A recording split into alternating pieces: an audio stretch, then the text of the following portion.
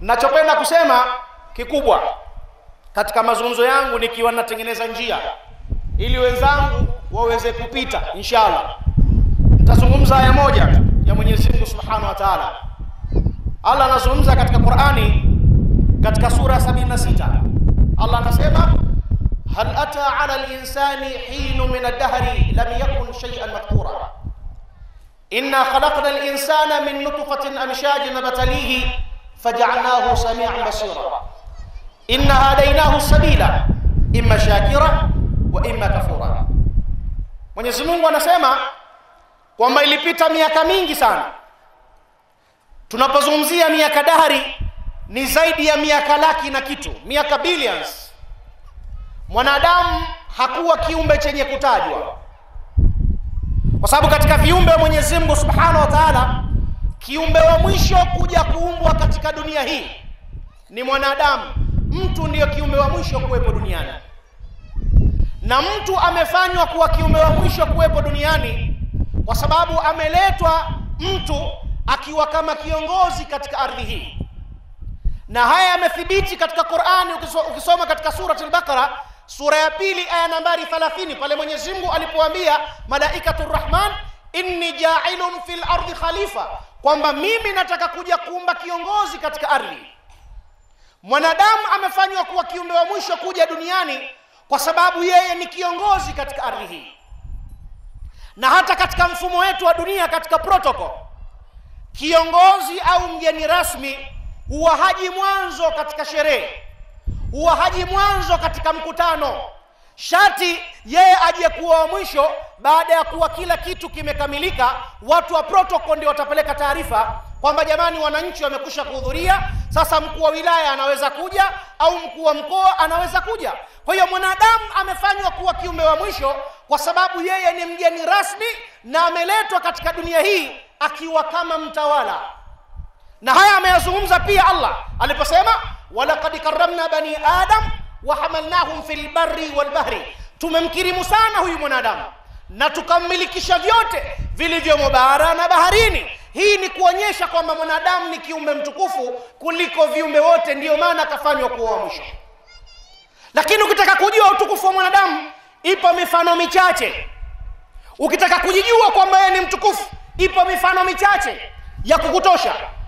Leo katika maeneo ya jamii ya wafugaji, sio jambo la ajabu kumkuta mtoto mdogo wa miaka 10, miaka 9, miaka 8 anapewa kundi la ng'ombe 100 aende akalichunge. Mtoto mdogo mmoja tu ana umri wa miaka 10, ambaye mtoto huyu ukimpima kwenye mzani uzito wake hauzidi kilo 30, 35. Anaenda kuongoza kundi la ng'ombe 100. Katika ng'ombe hawa 100 ukimpima wastani wa ng'ombe mmoja ana wastani wa kilo 150 mpaka 200, lakini wanaongozwa ng'ombe wale na kitoto kidogo. Akiwapeleka malishoni hawaulizi mmeshiba, anawaswaga anawaambia twendeni mkanywe maji. Wakisha kunywa maji hawaulizi jamani kiu kimekata, nataka niwapeleke zizini, anawaswaga wanaondoka. Lakini hawa ng'ombe wamekuwa dhalili kwa sababu gani? Walaqad karramna bani adam wa hamalnahum fil barri wal bahri. Lau kama Mwenyezi Mungu angewapa akili kidogo tu wale ng'ombe, wakati wanaswagwa pale au wakakaa shura, wakati wanatafuna majani, wakaulizana jamani, hivi si tuna akili? Tuko 100, kila mmoja wastani wa kilo zake 150. Hiki kitoto kina kilo 40, 35. Hebu tukishughulikieni. Wale ng'ombe wangeungana pamoja, wangemshughulikia huyu kijana, inawezekana kabisa mpaka wale ndugu hata mifupa wasingeikuta. Lakini kwa nini haya hawayafanyi? Kwa sababu Allah Subhanahu wa Ta'ala amekwisha wadhalilisha na amekwisha kumtukuza mwanadamu. Na ndio maana hata kuja kwetu Dar es Salaam kwa watu ambao wanaovua samaki, unamkuta mtu anachukua ndoano yake, anachukua na chambo, anakwenda zake baharini na mshipi wake, anatupa katika bahari, anavuta samaki. Akishamtoa yule samaki anakuja naye sokoni. Akiulizwa shilingi ngapi? Anasema huyu samaki mimi namuuza 20,000. Mwanadamu mwenzake anamwambia hapana, 20,000 nyingi, nitakupa 15,000. Mwanadamu anasema hapana, huyu samaki 15,000 haina maslahi. Sasa unajiuliza, huyu samaki anasema haina maslahi kwa 15,000, kwa yeye kwenda kumvua tu. Huyu samaki akashughulika naye kitu gani? wakati mama yake ana mimba alimpelekea ndimu, wakati mama yake anakwenda leba kwenda kujifungua alimsaidia, wakati mama yake ana njaa alimpelekea kapula pumba? Au inakuwaje mpaka sasa hivi kwa 2015 waseme hana maslahi? Lakini haya yote yanatokea kwa sababu mwanadamu Allah subhanahu wa ta'ala amemtukuza kuliko viumbe wote. Kwa hiyo ndio maana akamfanya kuwa kiumbe wa mwisho kuja duniani, kwa sababu yeye ni mtukufu. Lakini aliyemtukufu zaidi, aliyekuwa mtukufu zaidi na akawa wa mwisho zaidi ni mwanamke. Yaani baada ya viumbe wote kuumbwa, baba yetu Adam, kiumbe wa mwisho kabisa kuumbwa ni hawa wanawake. Wanawake ndio watukufu zaidi. Kwa nini? Dunia ni wanawake na wanawake ndio dunia. Tukubali ndio hivyo hivyo, tukatae ndio hivyo hivyo. Utalikuta jitu lingine nasema mimi na wanawake mimi mbali. Mgonjwa wewe. Mwanamume aliyekuwa rijali hawezi kuwa na wanawake mbalimbali. Unakuwaje nao mbalimbali? Mungu mwenyewe kashasema katika Qur'an, zuyina linnasi hubbu shahawati minan nisa. Ametujalia sisi wanaume kuwapenda wanawake. Haya wewe ujifanye wewe na wanawake mbalimbali, wewe na Mungu nani zaidi? Dunia ni wanawake na wanawake ndiyo dunia. Kwa hiyo hawa wakiongoka, jamii nzima ya kibinadamu itaongoka. Na hawa wanawake wakiharibika, jamii nzima ya kibinadamu itaharibika. Tukubali, huu ndio uhalisia wa mambo. Kwa sababu ili sisi tuwe sawa sawa kisaikolojia, katika tarbia, katika malezi, asilimia zaidi ya 90 katika malezi wanacheza kina mama. Na ili mtoto kisaikolojia, katika elimu ya saikolojia, awe sawa sawa katika IQ yake, uwezo wake wa kufikiri, thinking capacity yake ifanye kazi sawa sawa, vitu viwili vinahitajika katika malezi: khaufun wa tamaa. Kunahitajika kupatikane hofu ndani yake pamoja na matumaini. Hili nimelizungumza na ninarudia.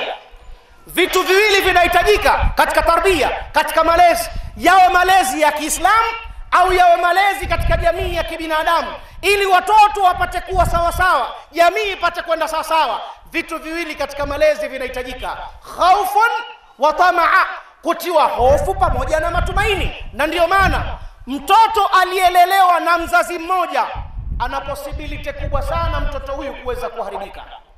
Mtoto aliyelelewa na baba peke yake, kuna possibility kubwa, uwezekano mkubwa mtoto aliyelelewa na baba peke yake kuwa toto jinga, toto fala, toto zezeta. Sasa mwanamume anaweza kujiuliza, yani mimi mwanamume nile mtoto awe fala? Ndio. Kwa nini? Nisikilize, utanielewa tu. Na mtoto anaelelewa na mama peke yake, kuna uwezekano mkubwa watoto hili kuja kuwa toto nunda, toto bishi, toto lisilosikia, kuwa sexologist, yani kuwa muhuni kwa mwanamume, kuwa muhuni mpenda wanawake na mwanamke mpenda wanaume. Yani hili linawezekana kwa asilimia kubwa. Si maana kwamba wote waliolelewa na mzazi mmoja ndio hili litatokea. Yani kama wako 100 wenye kuongoka watakuwa 20, 80 wataharibika. Kwa hiyo kuna uwezekano mkubwa. Kwa nini nayazungumza hivi? Nisikilize. Katika akili ya kawaida, katika tarbia, mtoto ili awe sawa sawa katika malezi anahitajika kupewa hofu na tamaa. Kupewa hofu inatoka kwa baba. Sisi wanaume Allah subhanahu wa ta'ala katujalia ni watu wa kutia hofu, watu wa kuforce. Na hili ninalo mimi, unalo wewe. Hili wanaloita mfumo dume, kulazimisha jambo unalotaka wewe liwe. Yani hili jambo liko automatic kimaumbile. Wanaume sisi ni watu wa kuforce, watu wa kulazimisha. Na mtoto akilelewa na baba peke yake ataharibika. Kwa nini? Leo kuna mifano nitakupa. Mtoto katika umri wa mwaka 1 mpaka miaka 10 ni kipindi ambacho akili yake inaabsorb kile inachokiona, inafyonza na kuweka kichwani. Mtoto akiona mwaka 1 mpaka miaka 10, ukimchukua na kumpeleka pahala popote duniani, umtoe Mbeya mpeleke Uingereza, muweke miezi 6, baada ya miezi 6 atazungumza Kiingereza frequently kama kazaliwa Uingereza. Mtoe Uingereza mpeleke Arabuni, akae miezi 6, baada ya miezi 6 atazungumza Kiarabu, tena kile Kiarabu chenyewe kabisa kama kazaliwa Arabuni. Kipindi cha mwaka 1 mpaka miaka 10 ni kipindi ambacho mtoto anajifunza vitu vingi sana, akili yake inafyonza. Kipindi hiki ndio mtoto anaongoka, kipindi hiki ndio mtoto anaharibika. Kipindi hiki ndio unamtengeneza mtoto kuwa mcha Mungu, kipindi hiki ndio unamtengeneza mtoto kuwa msanii. Mimi na rafiki yangu, kabla sijaingia katika mfano, na rafiki yangu mmoja nilipoteana naye miaka mingi, kama miaka 6. Alikuwa akapata kitoto hivi cha kike. Baada ya kupoteana, akaja akaniona siku moja, akanikaribisha nyumbani kwake. Akanipa na soda. Akambia, "Ali, unamkumbuka Aisha?" Nikamwambia, "Namkumbuka kwa sura alivyokuwa mdogo. Sijui sasa hivi ukoje." Akaja akamwita yule binti. Kaja pale amekuwa miaka 6. Ambia amekuwa mjanja sana, uone hivi hivyo. Ujanja wake nini? Akamwambia, "Subiri umalize soda. Tule hapa nitakuonyesha." Yaani mpaka mimi na mama yake wote tunashangaa, si mtoto ana kipaji cha namna gani? Nikajua kahifadhi hadithi, kahifadhi Qur'an. Basi tumemaliza pale, namuona mtoto anakuja, baba anaanza kupiga makofi mwenyewe. Nikasema hii kasida au nashdi? Baba linaanza kuimba lenyewe, kata kata kiuno chako mwenyewe. Sasa yule mtoto ndo miuno namkatika mpaka anakwenda chini namna hii. Alafu yule baba ndo anamwambia, "Si nilikwambia?" Yaani yeye ndo anamuimbisha, baba ndo anamuimbisha mtoto, kata kata kiuno chako mwenyewe. Wala usio, yule mtoto miuno inamkatika pale si ya kawaida mpaka anaenda chini. Nikauliza, "Shekhe, huu ndo ujanja ulioniambia?" Sema, "Tena hapo bado hajakuzoea. Angekuzoea angekata miuno mpaka chini." Kaona subhanallah al-qudus. Sasa hapa wewe ndio unamwandaa mtoto wako kuwa mtu wa namna gani katika kipindi hiki. Ukitaka awe msanii atakuwa msanii kipindi hiki. Ukitaka haribiki ataharibika. Ustadhi Mkongo anakuachia nafasi hii. Una mistari yako ile unayokuja kuitoa baadaye kwa watoto katika kuwalea vibaya. Maana siku hizi hii bongo flavor si bongo lala, ni jambo la kawaida. Ukiwa na maneno tukijua kuunganisha neno la mwisho liwe la mwisho sawa sawa, basi ushakuwa msanii. Kwa mfano, mimi hapa ni mweusi, nakaa kwenye nyumba ya nyasi, na ninatoka kamasi, na ninapanda farasi. Kisha likono unakuona likamata hapa, watu ndio wanaona ushakuwa msanii, habari zimekwisha. Ndio wakati tuliokuwa nao huu. Asa mwingine nikisema hapa anaweza akanifuata baadaye, "Ustadhi, niandikie hiyo mistari." Sikuandikii.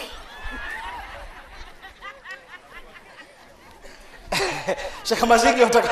Ndio ilivyo, yani nyinyi tazameni, wasanii wote kila anayekuja akiwa anaimba kono sharti likae hapa. Akinikamata akapeleka hapa. Sasa unauliza hapa anaposhika kuna nini? Kwa hiyo katika tarbia, katika malezi, mtoto anahitaji kupewa vitu viwili, khaufun wa tamaa, kutiwa hofu pamoja na kupewa matumaini. Sasa mtoto kuanzia umri wa mwaka 1 mpaka miaka 10 ni kipindi ambacho akili yake inafyonza vitu vingi tofauti tofauti katika kichwa chake. Na kipindi hiki udadisi unakuwa mwingi. Na ukitaka kujua kwamba mzazi wa kiume ni mtu wa kuforce, wa kike ni wa kubembeleza, nitakupa mifano. Kipindi hiki mtoto anauliza maswali mengi. Unaweza ukashika peni, mtoto anakuja anauliza, kwa sisi wanaume, "Baba, hiyo nini?" Unamwambia, "Hii peni." Mtoto ana kaida kuuliza tena, "Baba, hiyo nini?" Unamwambia, "Alo, we, nimekwambia peni." Mwanamume huyo. Akiuliza tena, "Baba, hiyo nini?" Pumbavu. Hebu nenda kacheze kwa wako. Mimi kila wakati nakwambia, "Wewe mama Abdalla, hebu mchukue mwanao." Ana maswali anauliza kama polisi bwana. Mtoto anaondoka hajaelewa chochote. Lakini swali hili akiulizwa, "Mama, hiyo nini?" Ambe, "Mwanangu, peni hii." "Mama, hiyo nini?" "Abdalla, nimekwambia peni." "Mama, hiyo nini?" "Mwanangu Abdalla." Anambia, "Mwanangu Abdalla, njoo." Haya, anamchukulia na karatasi, anambia, "Haya, andika andika pali Muhammad jina la babako na mimi hapo naandika chini." Kamata na karatasi hapo. Alichotaka mtoto kujua ile ni nini, lakini mama amekwenda na extra miles, amemuongezea kwamba hii ni peni, lakini kazi yake inafanya kitu kadha wa kadha wa kadha wa kadha. Hawa ndio kina mama. Anapokosekana mmoja, mtoto ataharibika. Na ndio maana kuna baadhi ya vitu vinatokea vingine. Yawezekana ukawa unamharibu mtoto mwenyewe pasi ya kujua. Kuna vitu kisaikolojia mzazi hupaswi kuvifanya mbele ya mtoto. Miongoni katika vitu hivyo, kutukana. Mtoto mdogo anaweza akakaa hapa, elimu ya saikolojia ya watoto, ukamwita Juma, akakaa kimya kabisa, na yuko hapa, haumwi, hana matatizo ya masikio. Unamwita hapa, wazazi nyinyi mnajua, mtoto yuko hapa na anaendelea kuchimba chimba. Juma akakaa kimya. Unamwita tena, "We Juma, we." Anajifunza kwamba ukimwita mtu asipoitika unaongeza sauti Anajifunza. Unamwita mara 3, "We Juma." Akiitikia, Sasa mzazi kama ovyo unamuunganishia neno nyoko, anaona kumbe ukimwita mtu asipoitikia unaongezea na nyoko, ndio unalikuta toto mtaani ukimgusa mama yako kafanya. Unajiuliza haya maneno huyu kajifunza wapi? Kumbe ni vitu ambavyo wewe mzazi umevifanya. Wala usisingizie huyu mtoto wangu bwana anacheza na watu wabaya. Hakuna. Wewe mwenyewe jiangalie katika nyumba yako. Unaishi vipi na katika mazingira gani na watoto wako? Unaishi nao vipi? Kuna baadhi ya vitu katika elimu ya kawaida hupasi kuvifanya mbele ya mtoto. Kutukana haifai. Kwa wanaume sisi kulia mbele ya mtoto ambaye hajafika umri wa baligh haifai. Yaani limekupata jambo la huzuni, unamwona mtoto wako hajafika baligh ukalia, shekhe umepoteza pointi 3 muhimu. Kwa sababu gani? Hawa watoto wote tuliokuwa nao, hawa watoto wetu wanahisi kwamba hakuna wanaume wenye nguvu kama baba zao. Akifanya jambo lolote hata kwa mwenzake anambia wewe takuitia baba yangu wewe. Yaani vile unavyomkamata yeye na kumtandika, basi fikira yake huwa anahisi kwamba wewe baba unavyompiga yeye una uwezo wa kuipiga Mbeya nzima. Ndio akili ya kitoto.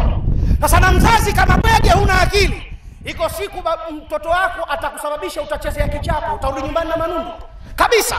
Maana atakuja atakushtakia, wewe huwezi kupima kile ulichokuja kushtakiwa. Unapanda juu. Unaweza kukutana na mtu kashiba vizuri, ukala nako ziza nguvu, unarudi nyumbani kimya kimya, mkeo anakuuliza vipi? Huwezi kuhadithia. Lakini miongoni katika vitu vya makosa ni kulia mbele ya mtoto. Ukilia unamwathiri kisaikolojia.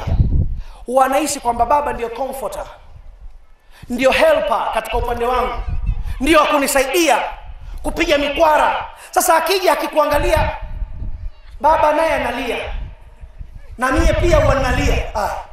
Kumbe baba yenyewe fala kama mie bwana. Yaani mimi wanalia naye analia. Sasa kumbembeleza mwenzake nani? Anaondoka. Unamwathiri kisaikolojia. Kwa hiyo hata likikupata jambo la huzuni, tafuta chochoro, mwaga chozi. Akija futa. Akikuuliza baba nini, mwambie macho yanauma, hebu nenda kwa mama yako niache kwanza. Unahakikisha kaondoka, ndio unaliangusha kilio tena. Sio mbele yake wewe utakuwa fala. Atakudharau. Lakini kwa watoto waliofika katika umri wa baligh ambao wana maamuzi yao, kuna kitu ambacho unachojenga pale ambapo utakuwa unalia mbele yake, kumtengenezea huzuni, kumtengenezea mfano wa kumlainisha moyo, mfano hapo. Lakini kwa mtoto unamuathiri katika hali ya kisaikolojia. Kwa hiyo katika tabia, katika malezi, ndugu zangu katika imani, ni kwamba tunahitaji tucheze nafasi mbili. Baba ana nafasi yake katika tarbia na mama ana nafasi yake katika tarbia. Tukikosea hapo, ndipo tutapata kizazi ambacho kitakuwa chenye kuharibika. Tutapata mateja wengi, tutapata mabinti wengi wenye kujiuza. Leo tuangalie jamani, katika baadhi ya maeneo mateja wamekuwa wengi. Mbaya zaidi, katika baadhi ya miji unakuta Waislamu ndio wengi katika mateja. Leo tembeleni katika baadhi ya maeneo, wengi katika mateja wanaopiga debe ni watoto wenye majina ya Kiislamu, wanatoka katika mifupa ya Kiislamu. Unajiuliza kwa nini? Ni wameathirika hawa katika matumizi ya madawa ya kulevya. Haya yametokea kwa nini? Kwa sababu watu wamekosa malezi. Leo jamani, ukitembea katika baadhi ya maeneo unashangaa, unakuta mabinti wa Kiislamu wanajiuza. Nenda kaangalia historia yao. Leo nani katika sisi anayependa kumwona binti yake awe ni chombo cha starehe wa kuingiliwa na kila mwanamume kwa nguvu zake? Nani katika sisi anayependa kuyaona hayo?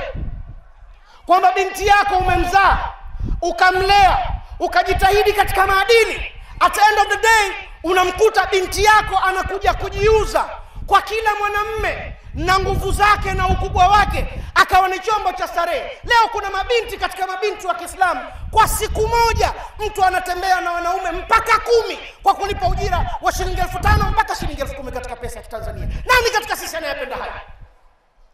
Nani anayependa kuona binti yake yupo katika mazingira haya? Nani katika sisi mwenye uwezo wa kuyavumilia hayo? Sisi umma wa Kiislamu tutakuwa masuulu siku ya kiyama. Leo kuna wazazi watoto wao wa kike wamesoma, baada ya kusoma wakapata kazi, baada ya kupata kazi hawakupata waume hawa, baada ya kutokupata waume wakaenda kujipangia vyumba kivyao vyao, au kwenda kujenga nyumba wakakaa peke yao. Wallahi wazee wa Kiislamu, katika hili mtakwenda kujibu siku ya Kiyama. Mwanamke haruhusiwi kukaa peke yake, hata kama ana pesa zake, akae na maharimu yake, awe na mtu wa kumsimamia. Kama ana mume, baba kaa naye.